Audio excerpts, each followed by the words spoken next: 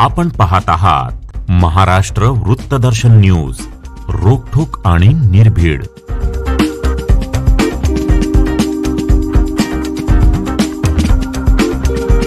आतापर्यंत समाजाच्या नावाने समाज म्हणून केलं 4 वर्ष समाज आपलं ख्रिस्ती बांधव मारायला ही कोणी बघितलेलं नाही।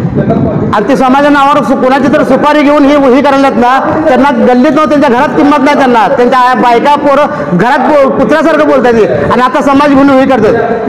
तिने आता आमच्या ठरवलेच आमच्या म्हणजे अनाथ माती घालवायचं। किती नालायक हे समाज म्हणायचं, किती नालायक म्हणायचं। समाज म्हणून आले ते तर 4 वर्ष कुठं मेला होता का तुम्ही? आणि 4 महिन्या अगोदर आमचा जो करार झाला आहे तुम्हाला आत्ताच का पाहिजे झालाय?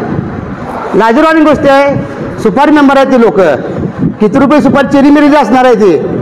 एक टाइमचं दारू आणि बिर्याणी झाली की संपले हे, तर ह्याच्यावर किती जणांचं पोट चालते ह्याच्यावर त्यांचंही नाही आहे, फोकस नाही। 450 कामगार आहेत इथं, नाही 450 कामगार आहेत। 450 कामगार हे एवढंच नव्हतं, बाहेरचे टॅक्सीवाले आहेत, रिक्षावाले आहेत, वडापावले आहेत, बाकीचं टपरीवाले आहेत, म्हणजे भरपूर मिरजेला ती किती मोठा फटका बसला हे त्यांच्या डोक्यात येत नाही। ही चिरीमिरीची सुपारीवाले तो निर्लज्ज नालायक आहेत। ह्या भाषेत तुम्हाला मी ह्या शब्दात बोलतो मी की कोणाच्या तर म्हणजे ताटात आमच्या माती घालवायचं। आता कुठं तर आमच्या पोटात म्हणजे ताटात अन्न मिळाले आणि त्यांच्या पोटात तिडी बोट आलेल्या।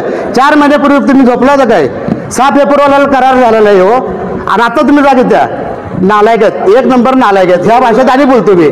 तर समाजाने त्यांना म्हणजे जिथे दिसेल तिथे चप्पल न मारावे, समाजाच्या नावावर आता ते हे करायलात। जिंची बायका म्हणजे पोरं शिकून आता फॉरेनमध्ये येते, 3 नालायक लोक या दवाखान्याची वरही झाले। जेव्हा दवाखान्यात जेवण मोठी झाली ती त्यांना खायला घरात अन्न नव्हतं, ती पोरं फुकट शिकवली तिने फुकट म्हणजे कसं पगारातून 500 घे 1000 घे असं म्हणजे फुकटच म्हणायचं।